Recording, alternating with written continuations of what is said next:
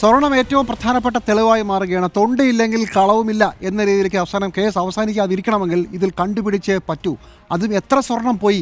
4 കിലോയിൽ തുടങ്ങിയതാണ്, അവസാനം 1.5 ആകുന്നു, പിന്നെ അത് 1/2 കിലോയാകുന്നു.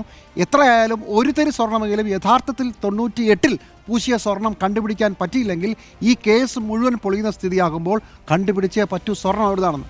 അത് ഉണ്ണികൃഷ്ണൻ പോറ്റിയുടെ വീട്ടിലാണെങ്കിൽ അവിടെ, തന്ത്രിയുടെ വീട്ടിലാണെങ്കിൽ അവിടെ, എവിടെയാണെങ്കിലും എങ്ങനെയാണെങ്കിലും ഇത് കണ്ടുപിടിച്ചേ പറ്റൂ. അതുകൊണ്ട് തന്നെ അന്വേഷണം. പക്ഷേ ഉരുക്കിപ്പോയ ഒരു സ്വർണം കിട്ടാൻ പറ്റിയില്ലെങ്കിലോ? അതുകൊണ്ട് കേസ് അട്ടിമറിക്കപ്പെടുമോ? അതൊരു വലിയ പ്രധാനപ്പെട്ട ചോദ്യമാണ്. കിട്ടിയില്ലെന്ന് തന്നെ വിചാരിക്കുക, എന്ത് ചെയ്യും?